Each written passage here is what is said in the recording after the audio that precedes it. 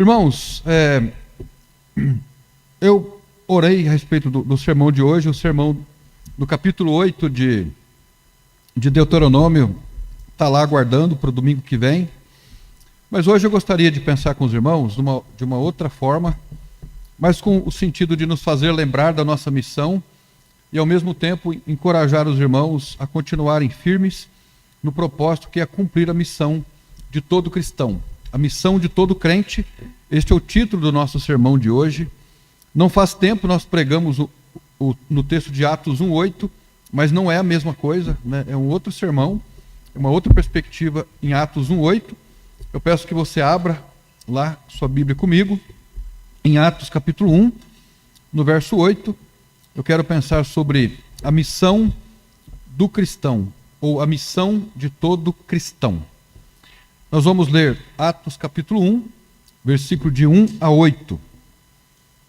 Atos 1, de 1 a 8. Peço aos irmãos a sua compreensão. Eu sei que está muito quente, não sei se o ar está ligado aí, mas nós vamos sobreviver e daqui a pouco nós terminamos o sermão e vamos para as nossas casas descansar.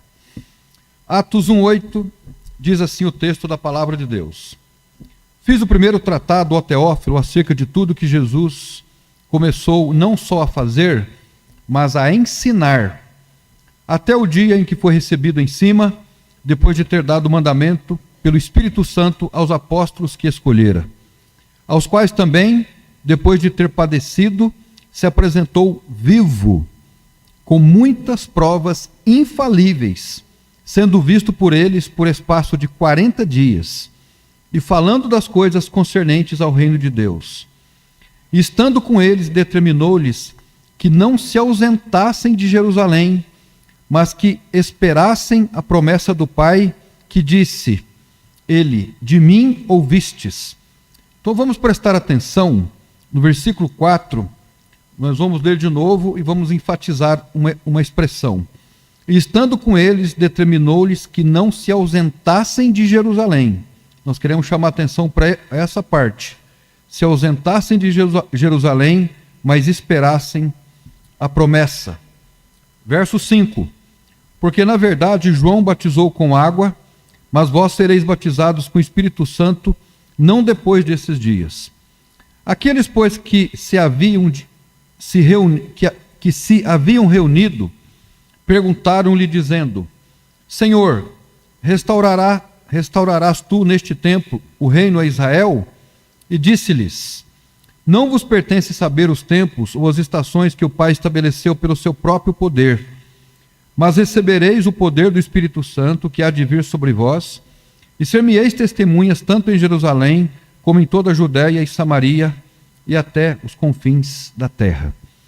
O nosso contexto são os 8 versículos, e o nosso texto é o versículo 8, e é desse versículo 8 que nós vamos embasar o nosso sermão de hoje, cujo o título é A Missão de Todo o Cristão.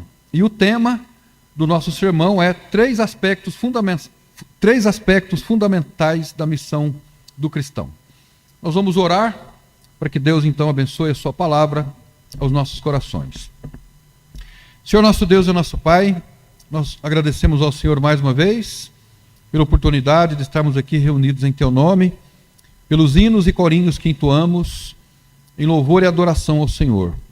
Hinos e corinhos que falaram ao nosso coração, mostraram o nosso estado de pecado, a nossa total dependência do Senhor, mas também os hinos nos falaram que o Senhor é o nosso castelo forte, é o Senhor que nos sustenta, o Senhor é a nossa esperança.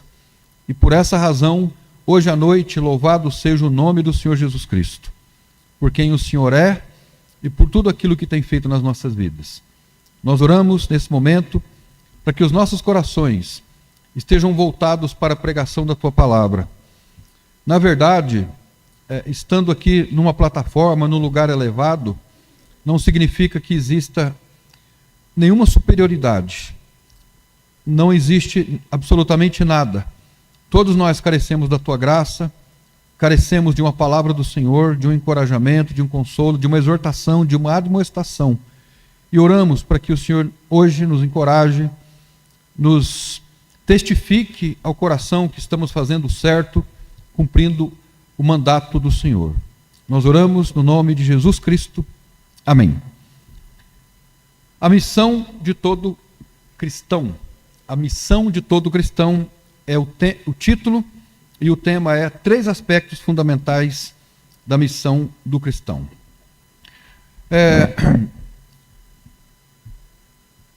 A Bíblia não nos fala muito sobre a vida de Lucas.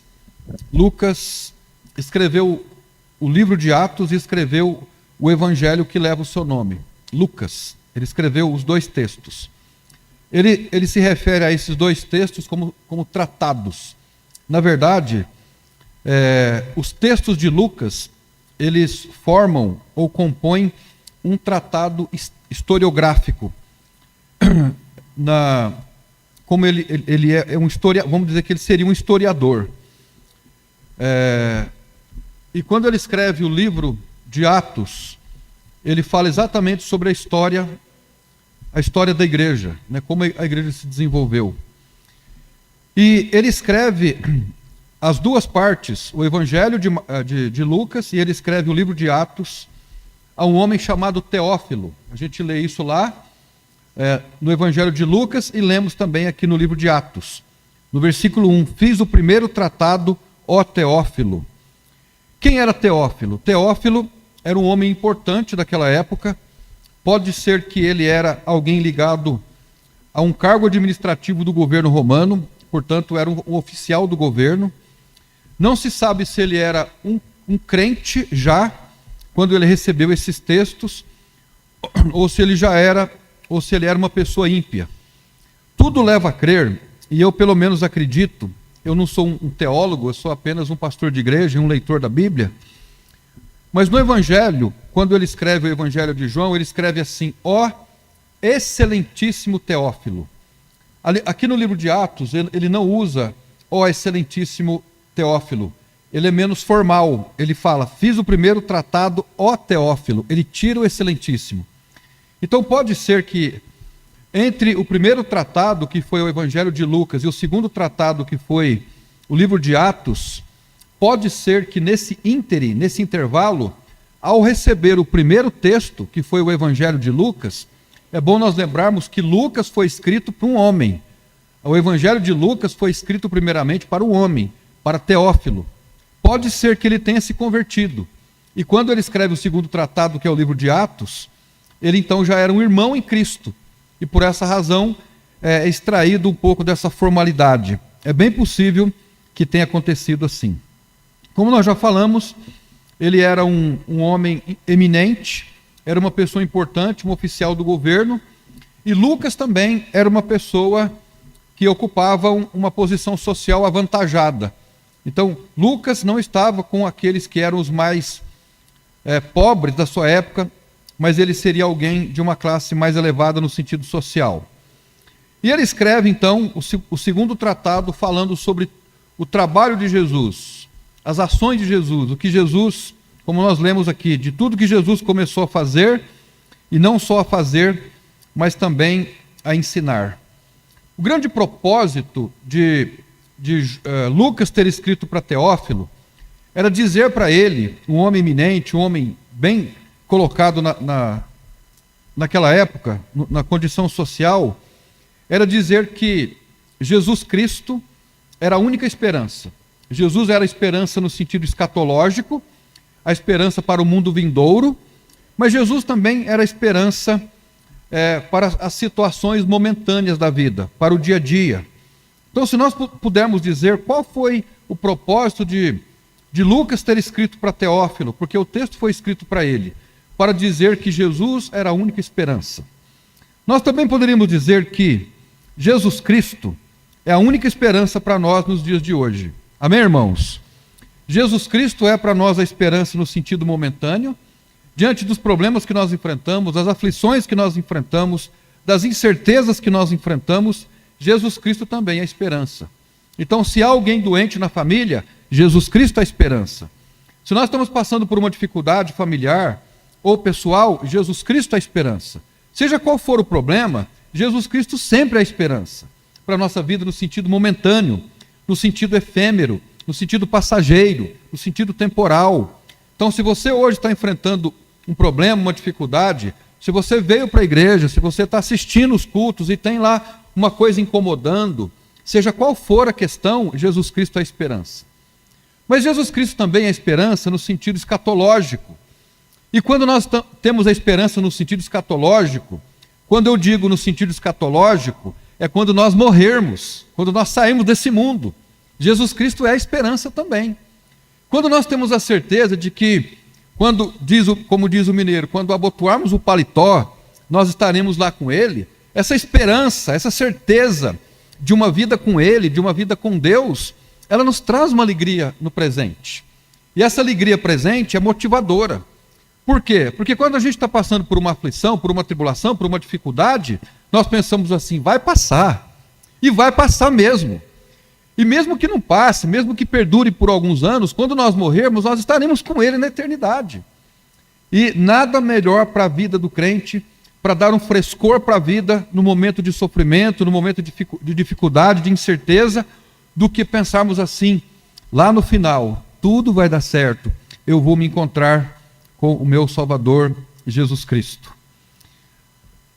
Ele também queria mostrar para Teófilo que aquela nova religião que estava iniciando, que era o Evangelho de Jesus, não era uma religião subjetiva, ou seja, não era uma religião que estava inalcançada, mas era uma religião objetiva, que podia tocar as suas vidas, porque havia um modelo a ser seguido. Jesus Cristo era um modelo a ser seguido, mostrando que era possível viver uma vida nova, uma vida diferente, e, portanto, essa era a mensagem que Lucas estava trazendo para aquele excelentíssimo Teófilo. Com base nisso, nós vamos falar sobre 3 aspectos fundamentais da missão do crente. Eu não tenho dúvida de que essa mensagem de Lucas para Teófilo, uma pessoa eminente, uma pessoa bem colocada naquele mundo, que possuía um cargo administrativo importante no governo romano, um oficial do governo, não há nenhuma dúvida de que Lucas queria dizer para ele que ele também tinha uma missão para cumprir. Apesar de ser alguém no governo, alguém importante, alguém com cargo importante, mas ele deveria dizer aos outros que Jesus era a esperança. No versículo 8, então, nós encontramos 3 aspectos fundamentais da missão do crente. O primeiro aspecto que nós encontramos aqui diz respeito à virtude do Espírito Santo. O texto diz assim: mas recebereis o poder do Espírito Santo. Atos 1:8 diz: mas recebereis o poder do Espírito Santo, que há de vir sobre vós. Então aqui ele está falando sobre uma virtude que viria sobre eles. Lucas está relatando que o Espírito Santo de Deus não havia ainda baixado, não havia vindo sobre a igreja. O Senhor Jesus Cristo foi assunto aos céus e ele diz, o Senhor Jesus Cristo disse que os cristãos, os seus discípulos deveriam ir para Jerusalém, como ele diz no verso 4. Estando com eles, determinou-lhes que não se ausentassem de Jerusalém, mas esperassem a promessa do Pai. Ou seja, eles se reuniram em Jerusalém. A história diz, e o texto diz, que eles estavam no lugar chamado cenáculo, aguardando a vinda do Espírito Santo. E eles estavam reunidos. Eles não estavam esparramados pela cidade de Jerusalém. Eles estavam juntos na cidade de Jerusalém, no mesmo lugar, para que comemorassem, junto com os demais judeus, a festa do Pentecostes. E o que era a festa do Pentecostes? A festa do Pentecostes era também chamada de festa das primícias. Era uma festa agrária. Ela está um pouco ligada com o nosso café da manhã. Quando a gente se reúne uma vez por mês para tomarmos o café da manhã, nós fazemos ali, entre aspas, o nosso Pentecostes. Nós estamos nos lembrando, olhando para aquela mesa com bolo, torta, pão de queijo, pão com mortadela. Olha que prato.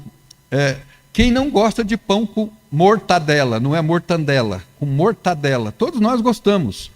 Ao olharmos para aquela mesa, nós olhamos, percebemos aquela beleza de cores, comidas diferentes, sabores diferentes, e pensamos assim: Deus, como o Senhor é bom.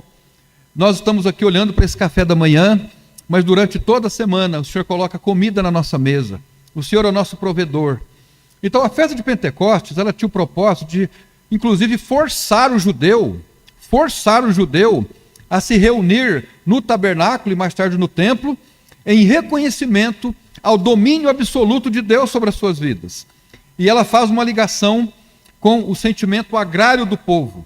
Em outras palavras, a festa do Pentecostes era para que o povo se lembrasse que Deus era o provedor, que Ele mandava a chuva, a terra produzia, os grãos, embora sendo produzidos pela terra, vinham sobre eles como bênção de Deus. Esse era o propósito, como se lê em Êxodo 34, verso 22. Também guardarás a festa das semanas, que é a festa das primícias, da cega do trigo e da festa da colheita no fim do ano.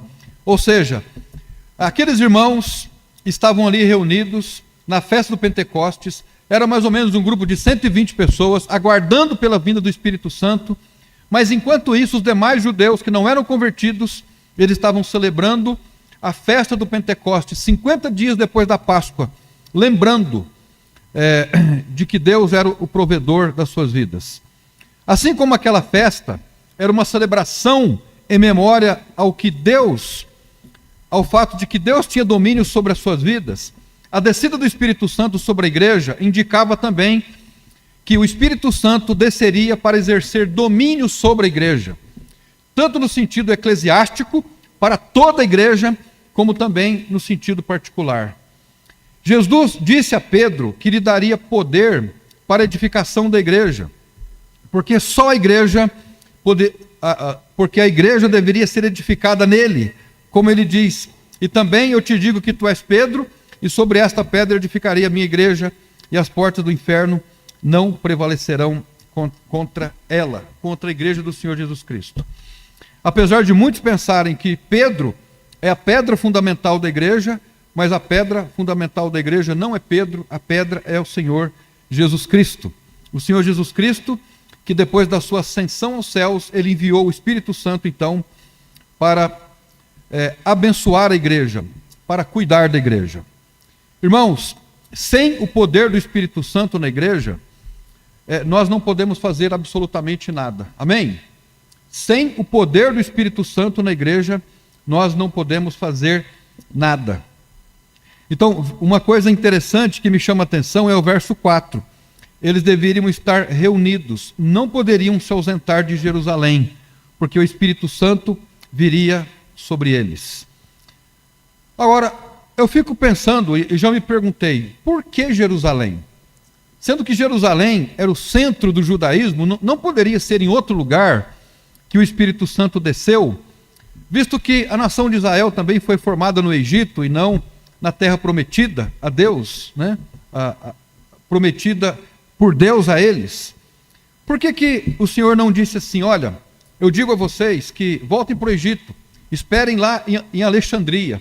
Alexandria era uma cidade que foi fundada por Alexandre Magno, o Alexandre o Grande. Era uma cidade que comportava uma biblioteca enorme, mas o Espírito Santo, o Senhor Jesus Cristo, não disse que eles deveriam ir para o Egito, em Alexandria, não disse que eles deveriam ir para o Iraque ou para a Babilônia, pois a Babilônia era um lugar muito fértil para a implantação de qualquer religião. Lá tinha Deus de todos os tamanhos, de todas as cores, de todo tipo. O povo era muito afeito à religião. Mas ele não disse que deveriam ir para a Babilônia ou para o Iraque. Ele não disse que deveriam ir para Atenas. Em Atenas estavam todas as respostas para todas as perguntas, né? O centro do pensamento, do raciocínio estava ali.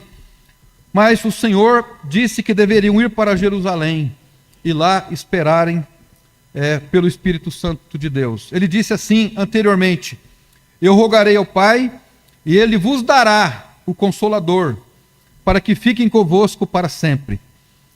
Esse é João 14,16. Ele continua dizendo em 14,26: mas aquele Consolador, o Espírito Santo, que o Pai enviará, veja, está no futuro, em meu nome, esse vos ensinará todas as coisas e vos fará lembrar de tudo quanto vos tenho dito.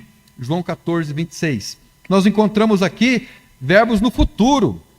Lá no Evangelho de João, Jesus Cristo dá orientações para os discípulos, para que, estando eles em Jerusalém, eles deveriam estar reunidos e aguardando pela vinda do Espírito Santo. O Espírito Santo seria enviado para ensinar-lhes, seria enviado para fazer com que os crentes se lembrassem de tudo o que Jesus havia ensinado. Agora, irmãos, o Espírito Santo de Deus está aqui, amém ou não? Ele está aqui. Quando nós saímos daqui e formos para as nossas casas, ele estará conosco? Sim, ele estará conosco. Quando formos para o trabalho, ele estará conosco também? Quando a gente está dirigindo, ele está com a gente também? Para quem gosta de jogar um futebolzinho durante a semana, quando você está lá chutando a bola e não a canela do outro, o Espírito Santo está presente lá também? Sim. Em todos os lugares onde nós estivermos, o Espírito Santo estará lá conosco. Agora, qual tem sido a nossa relação com ele, com o Espírito Santo?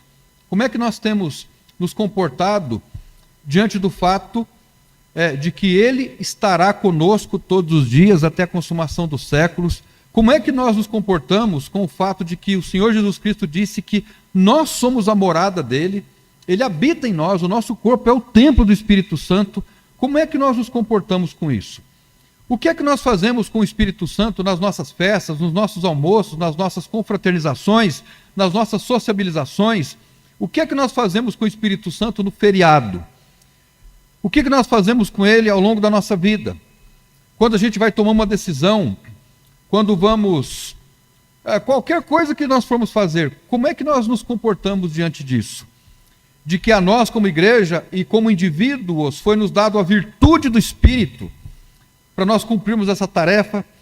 Foi nos dado o Espírito para nos ensinar. O Espírito Santo tem o propósito de nos ensinar a fazermos a vontade de Deus em tudo na nossa vida. Ele tem o propósito de fazer com que nós nos lembremos de tudo que Jesus ensinou. Tudo. O que serve para nós de princípio, de plataforma, de alicerce para tudo na nossa vida. Quando nós vamos fazer qualquer coisa, nós falamos assim: Senhor Deus, eu peço agora em nome de Jesus que o Espírito Santo me oriente para que eu faça a vontade dele. Nós fazemos isso, ou nós agimos consequentemente, como se nós fôssemos os donos absolutos da nossa vida. Veja, a festa do Pentecostes tinha o propósito de fazer com que o povo se lembrasse de que Deus estava sobre eles. Ele exercia domínio absoluto, não somente sobre eles, como Deus o Pai, mas entre eles, a pessoa do Espírito Santo, o Consolador, o Professor. Então, irmãos, para que nós possuamos a virtude do Espírito, e eu penso que a virtude do Espírito não se reduz a sentimentos, a entusiasmos carismáticos, mas ele tramita muito na nossa vida no sentido de nos dar forças para continuarmos andando pela fé no Senhor Jesus Cristo. Ele nos guia, ele nos orienta, ele nos instrui. Então, se você tem se esquecido do Espírito Santo na hora de tomar uma decisão, na hora de fazer qualquer movimento, lembre-se, o Espírito Santo foi dado a você. A virtude do Espírito foi dada a você. Às vezes nós ficamos confusos sobre o que fazer na vida. Os jovens, por exemplo, a gente tem conversado uma coisa ou outra sobre isso. Ontem nós falamos sobre isso, sobre o propósito da vida. Qual é o propósito da vida? Por que eu estou aqui? O que eu devo fazer? O que eu devo estudar? O Espírito Santo vai guiando. Mas lembra do que nós falamos esses dias atrás? A vontade de Deus não é revelada assim. Deus vai se revelando aos poucos, para nós. Na medida que nós falamos assim: Senhor, eu quero mais luz, então Ele vai dando luz. Mais luz, e Ele vai dando luz. Mais luz, e Ele vai dando luz. Ele quer exercer o domínio sobre as nossas vidas. Então, a primeira coisa que nós precisamos fazer para que cumpramos a nossa missão é entendermos a virtude do Espírito Santo nas nossas vidas. Se o Espírito Santo não nos abençoar, nada acontece. Se nós não estivermos numa boa relação com Ele, nada acontece. Não significa sermos perfeitos, porque perfeito ninguém é. Mas nós precisamos dar lugar a Ele. Como diz o apóstolo Paulo, não extingais o Espírito, não sufoque o Espírito, deixe o Espírito trabalhar, né? Dê espaço para Ele. Não guie você a sua vida.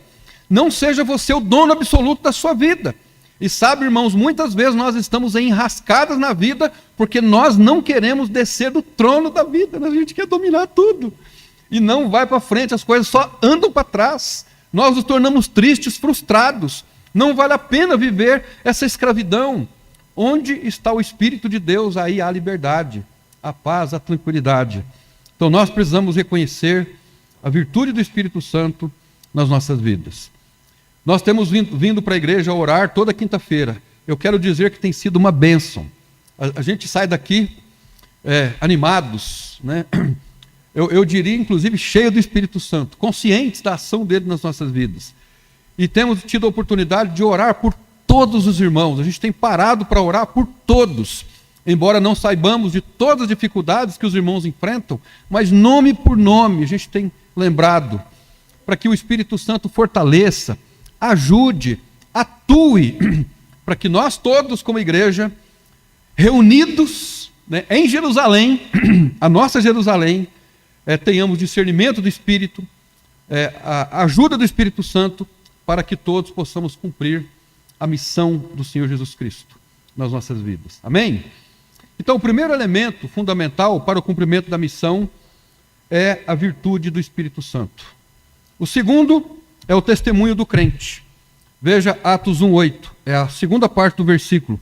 Mas recebereis o poder do Espírito Santo, que há de vir sobre vós, e ser-me-eis testemunhas. Então essa é a segunda parte, ser-me-eis testemunhas.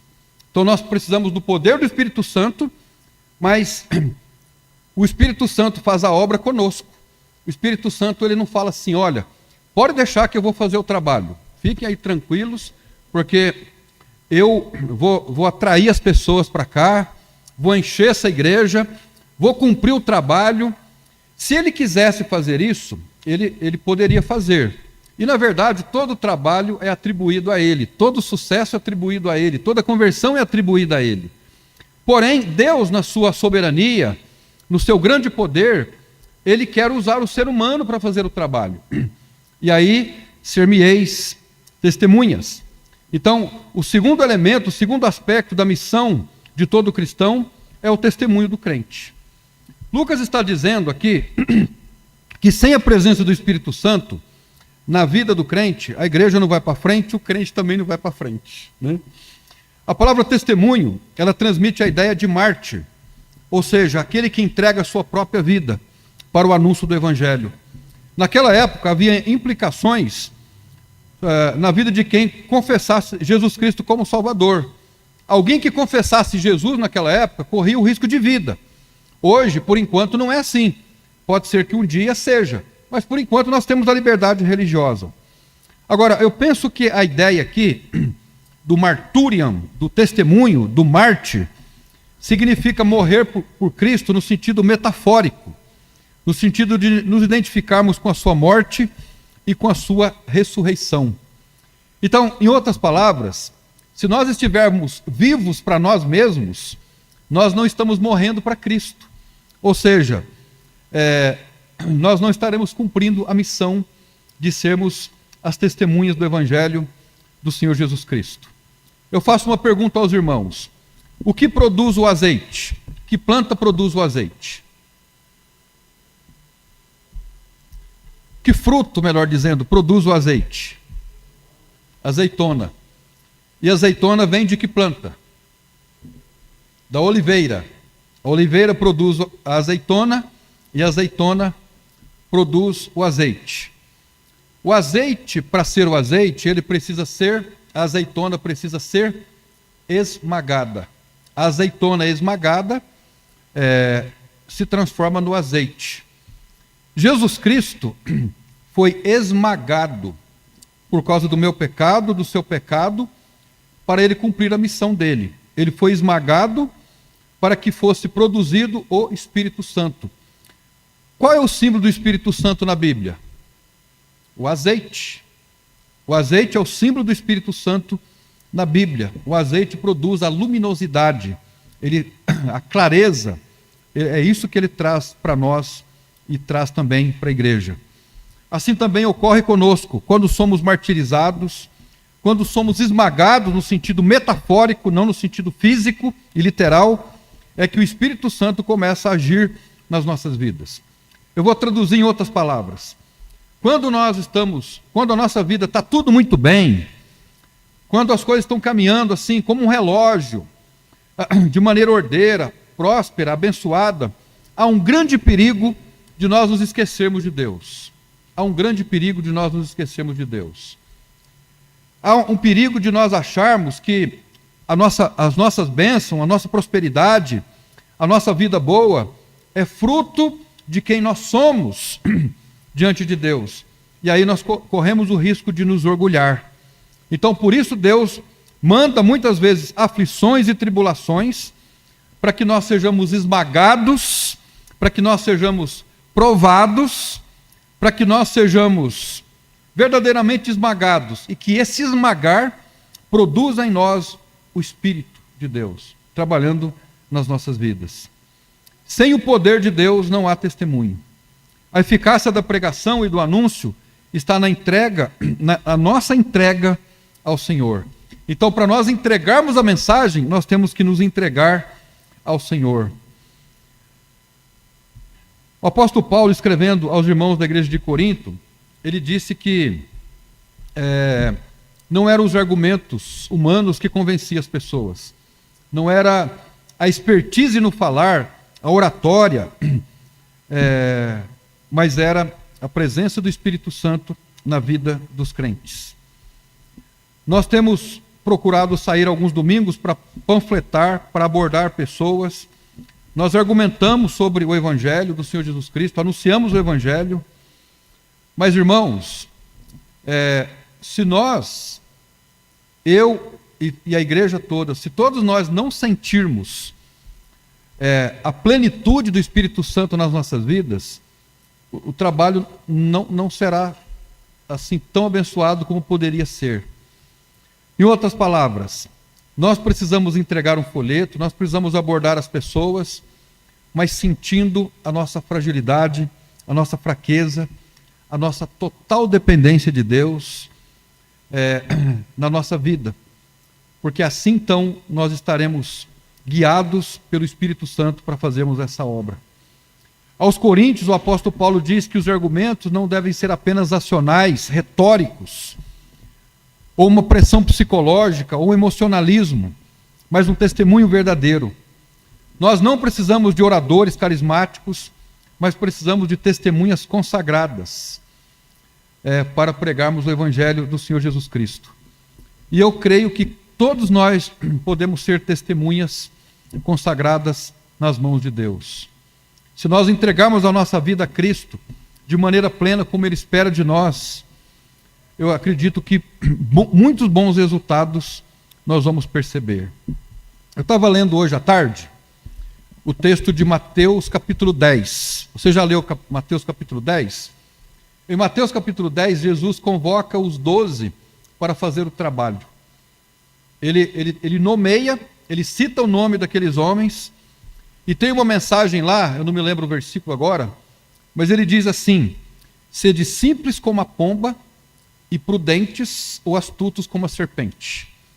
Ele está dizendo assim: ora, vocês vão para a pregação do Evangelho, sejam simples.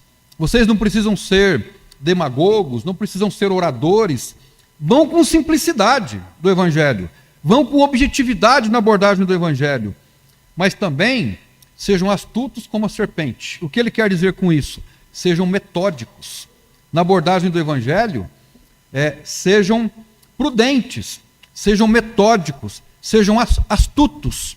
Ele sugere aqui, então, que a abordagem do Evangelho, ela precisa ser com a simplicidade da pomba, né? Já viu que a pomba é meio bobinha? Já viu uma pomba andando por aí? Ela não fica ali meio bobinha, não sabe o que está fazendo, não sabe por onde está andando, né? É uma simplicidade. A serpente não, a serpente é astuta. A serpente ela tá sempre ali se protegendo, armando para dar o bote no momento certo. Então nós precisamos misturar, né, essa nossa simplicidade da pomba e ao mesmo tempo a astúcia da serpente para abordarmos as pessoas com o Evangelho. O que eu quero dizer com isso? Eu já li aqui algumas vezes um trabalho que foi feito pela PEC. A PEC, que é uma associação, né, pró-evangelização de crianças. É uma instituição que trabalha na evangelização de crianças. A PEC fez uma pesquisa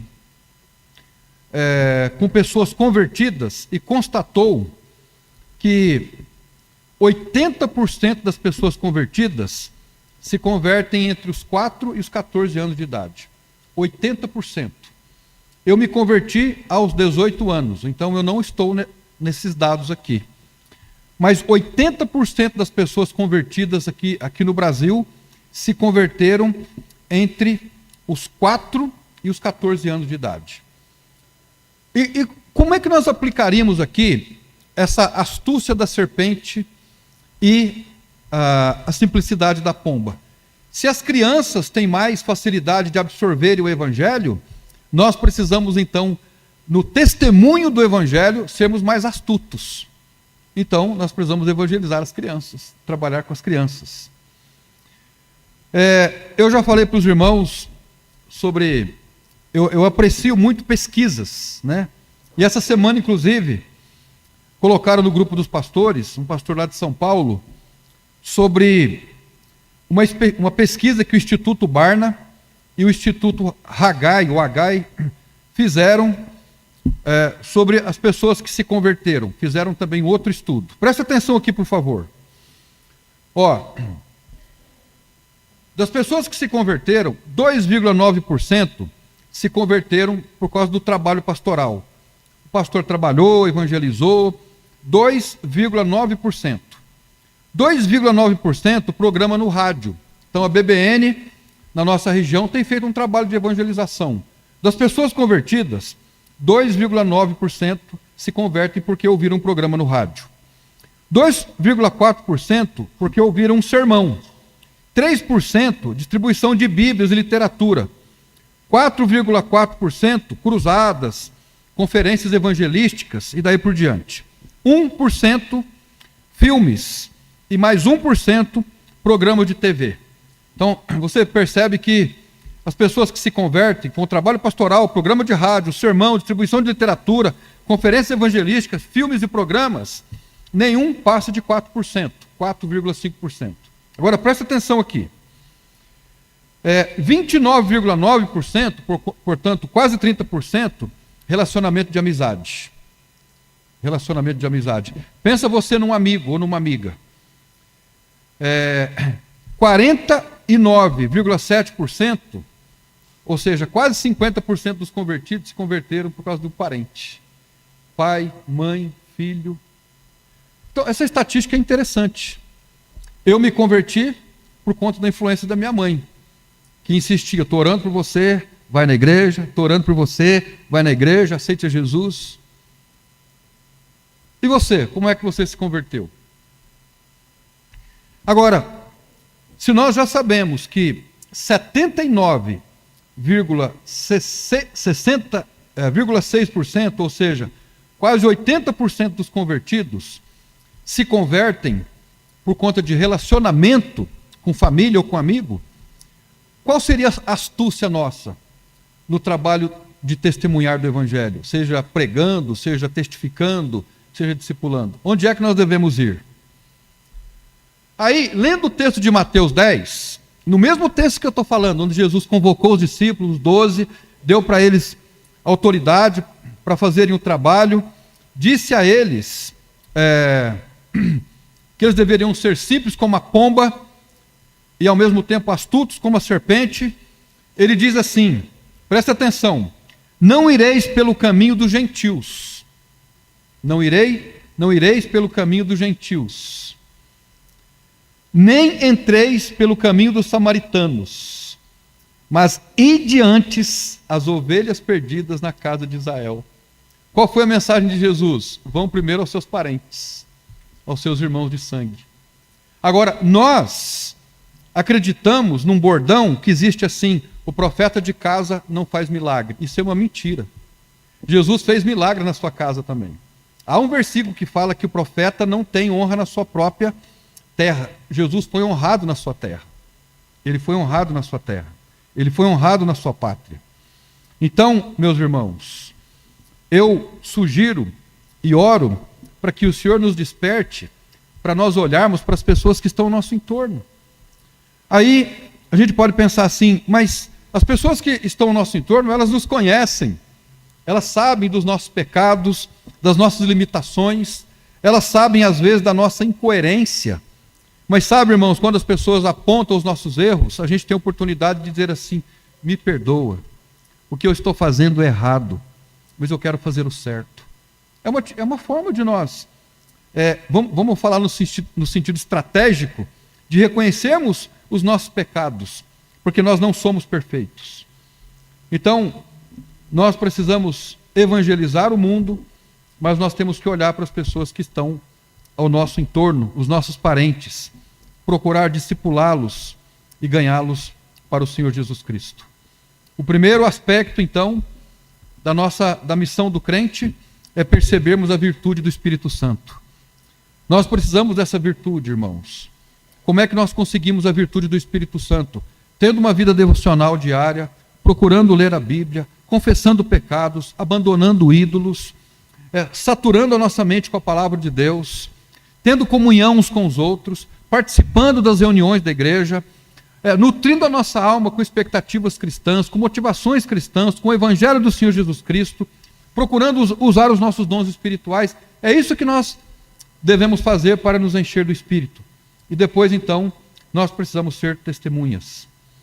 Em terceiro e último lugar, a expansão do Evangelho. O poder e a virtude do Espírito, o testemunho do crente e agora a consequência.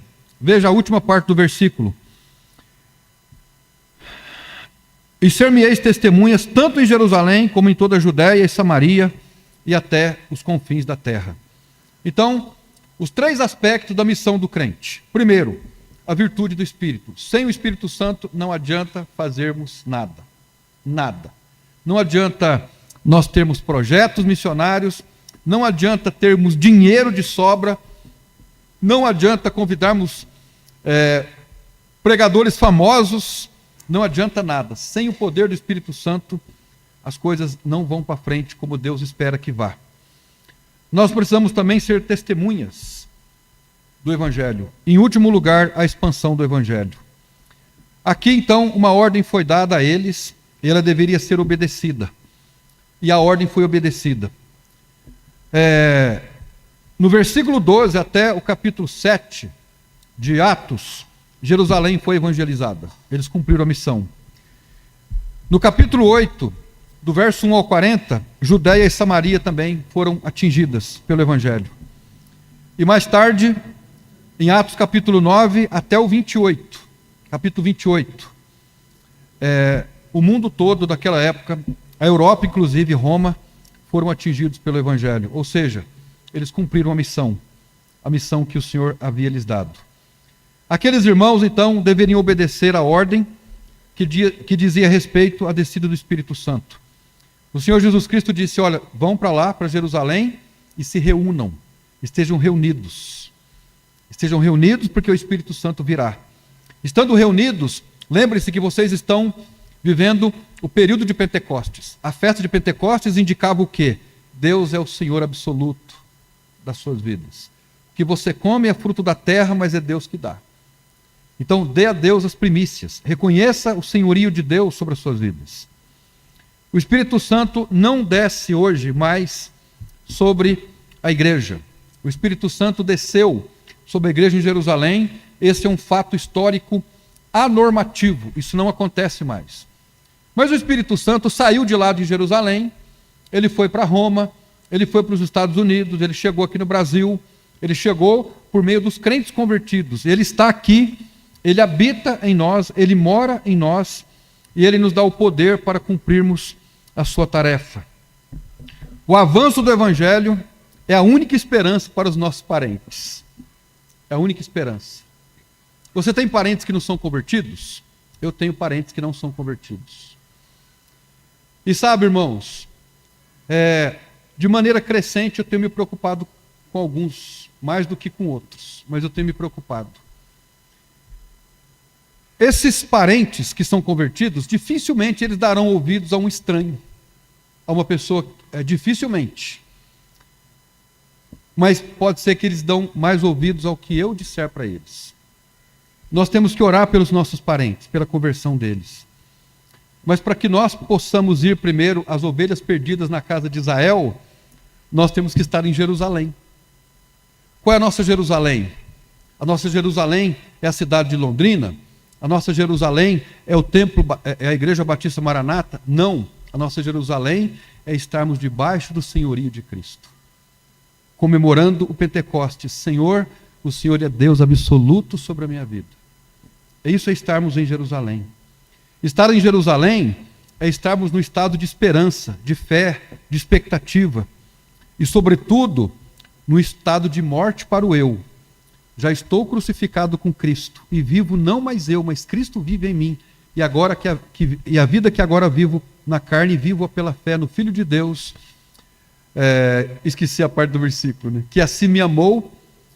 Alguém me ajuda, por favor. E se entregou por mim, né? Obrigado, irmão. Deu um branco agora aqui. É Gálatas 2:20, né? Então, isso é estar em Jerusalém. Isso é estar em Jerusalém. Quando nós não estamos em Jerusalém, onde nós estamos? Nós estamos em Atenas. Atenas é o lugar da cultura greco-romana. O mundo que nós estamos vivendo, principalmente Londrina, né? Londrina que veio de Londres. Londrina é filha de Londres, né? A pequena Londres. A cultura de Londrina tem muito a ver com a cultura europeia, com a cultura greco-romana. E o que veio de lá? Veio uma filosofia de muita diversão, afinal de contas, em Roma, era a política do pão e circo, entretenimento e barriga cheia. Veio a ética, veio a política, e é aí que as pessoas estão. As pessoas estão envolvidas com política, mesmo dentro das igrejas. E eu não estou dizendo de política no sentido da palavra, política da cidade, a política das igrejas, envolvidos com política, envolvido com entretenimento, com diversão, quando não estão em Alexandria. Alexandria é o centro de esoterismo e um monte de outras coisas. Ou estão em Atenas, raciocinando, pensando, ou na Babilônia. Mas nós precisamos estar em Jerusalém. Nós precisamos voltar para a Bíblia, para a palavra de Deus, porque é de lá que vem o poder para testemunharmos. Hoje, à noite, onde nós estamos? Nós estamos lá na Babilônia, envolvidos com misticismo, né? Tem tanta gente envolvida com misticismo evangélico, esotérico, inclusive ocultismo. Ou nós estamos lá em Roma, igreja é diversão, né? É alegria, é entretenimento, é política, isso é Roma. Mas não é em Roma que a gente tem que estar, nós precisamos estar em Jerusalém. E Jerusalém é o estado de esperança, de fé, de expectativa, de morte do eu. É lá que as coisas acontecem. É estando em Jerusalém, reunidos como igreja, que nós vamos então testemunhar. Irmãos, na abordagem do Evangelho, no testemunho do Evangelho, na expansão do Evangelho, muita gente vai rejeitar. As pessoas não haverão conversões maciças, mas pode ser que nós veremos muito mais pessoas se convertendo. Eu não estou colocando sobre mim e sobre nós um jugo, né? Olha, nós temos que fazer mais, nós temos que trabalhar mais, nós temos que evangelizar a semana inteira. Eu não estou me referindo a isso, mas nós precisamos dar mais lugar para Deus agir nos nossos corações. Isso a gente pode fazer. Não estamos dizendo que nós não estamos fazendo isso, mas nós precisamos estar em Jerusalém. Nós temos que estar lá em Jerusalém. Jerusalém significa estar no centro da vontade de Deus. Foi em Jerusalém que o Senhor Jesus Cristo foi morto, que ele foi esmagado. Foi em Jerusalém que o Senhor Jesus Cristo subiu para o céu. Foi em Jerusalém que o Espírito Santo desceu. É lá que nós encontramos esperança. Não sei se os irmãos conhecem aquela música, eu não sou muito bom para cantar, ou eu não sou bom de jeito nenhum, né? Mas tem uma música que o pastor José Mauro cantava antigamente, eu não lembro da letra, ele dizia assim: como sairemos de Jerusalém? Como sairemos de Jerusalém se o Espírito Santo não mover os nossos corações? Nós não sairemos de Jerusalém se o Espírito Santo não mover os nossos corações. O trabalho não avançará como poderia, como deveria, se nós não estivermos em Jerusalém.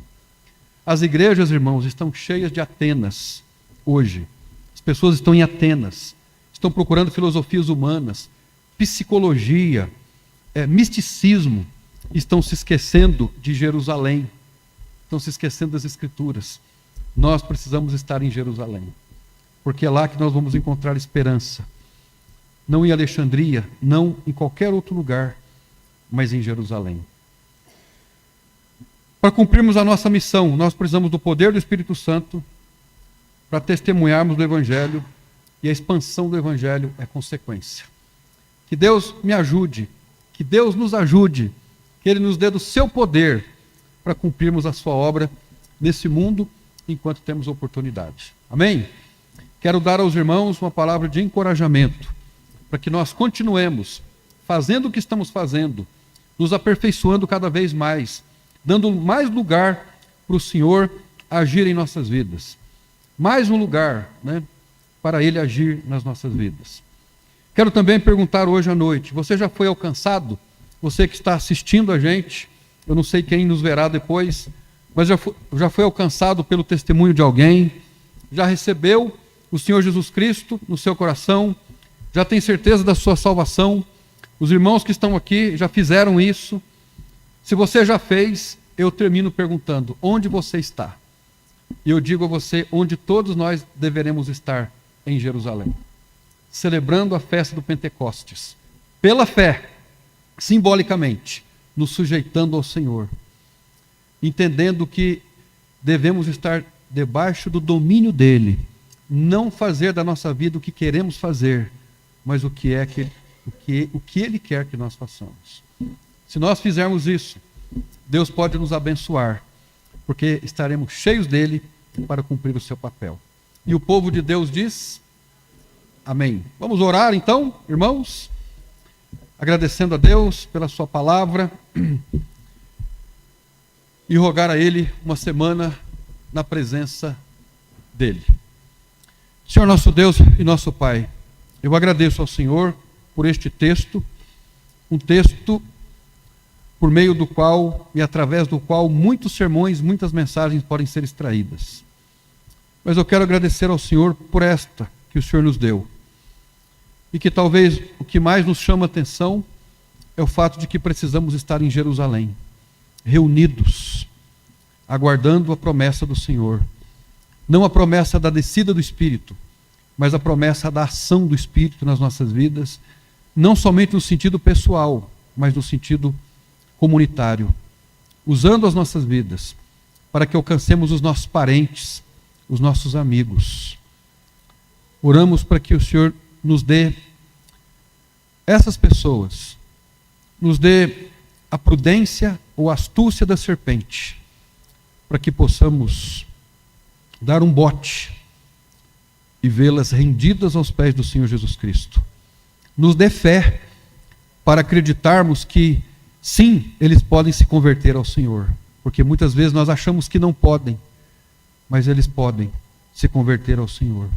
Nós queremos orar por eles e queremos abordá-los com a boa palavra de Deus, para que sejam alcançados. Nós oramos assim, no nome do Senhor Jesus Cristo. Amém. Muito obrigado. Deus abençoe os irmãos.